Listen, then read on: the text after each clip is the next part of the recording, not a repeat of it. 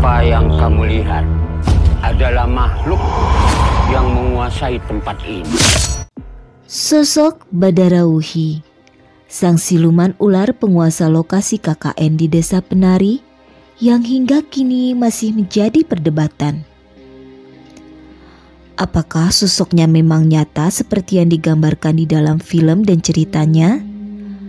Ataukah hanya bumbu cerita alias sosok khayalan semata? Ada yang mengatakan bahwa sosok Badarauhi hanya merupakan seorang manusia.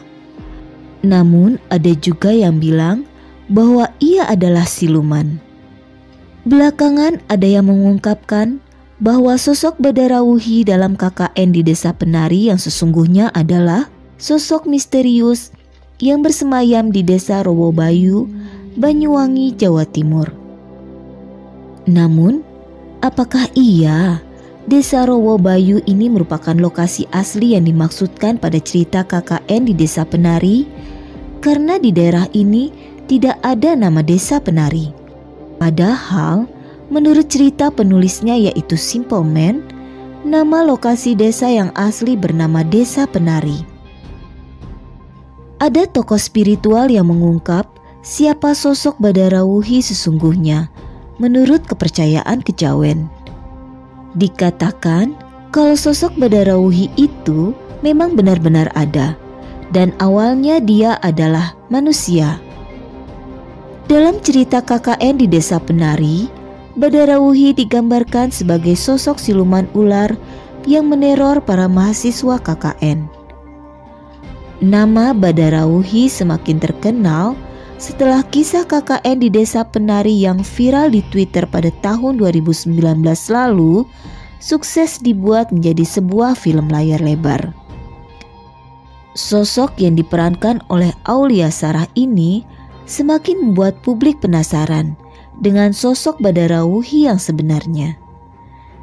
Karena sosok Badarauhi ini menjadi sangat ikonik dalam film KKN di Desa Penari itu sendiri. Sosok penari cantik yang muncul dan menjadi benang merah dari cerita misteri berbumbu horor ini. Dikisahkan awalnya Badarauhi hanyalah merupakan sosok manusia biasa yang menginginkan untuk memiliki ilmu kanujiwan. Ilmu kanujiwan ini adalah sebuah ilmu yang mampu membela diri secara supranatural, termasuk di dalamnya ada ilmu kebal dan ilmu yang mampu menaklukkan jin atau makhluk lainnya. Sehingga pada akhirnya Badarauhi bertemu dengan sosok guru yang bukan dari kalangan manusia.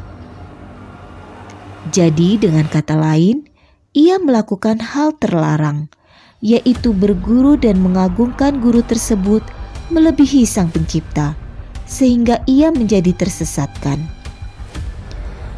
Sehingga lama-kelamaan ia pun mengikuti gurunya yang merupakan makhluk gaib dan tinggal di alamnya. Apakah sosok Badarauhi merupakan Nyi Blorong? Nyi Blorong sendiri erat kaitannya dengan Ratu Pantai Selatan yaitu Nyi Roro Kidul. Bahkan ada sebagian yang mengatakan bahwa Nyi Blorong ini merupakan anak dari Nyi Roro Kidul.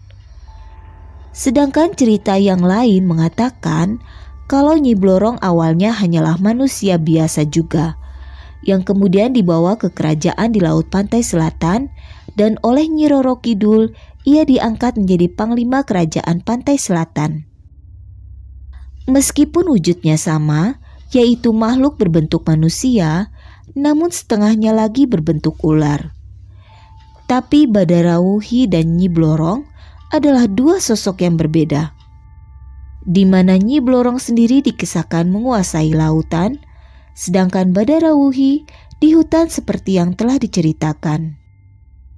Sebuah hutan yang diyakini sebagai lokasi asli KKN di Desa Penari. Diceritakan juga bahwa lokasi sebenarnya kuliah kerja nyata ini merupakan desa yang sudah ditinggalkan sejak lama.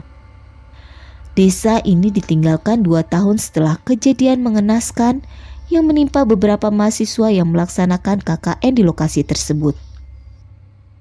Di desa yang ditinggalkan itulah sosok penari terpilih yang mengemban perintah Mundi Dawuh diyakini sebagai sosok Badarawuhi ini. Memang tidak disebutkan asal atau nama desa yang merupakan lokasi asli KKN di desa penari ini.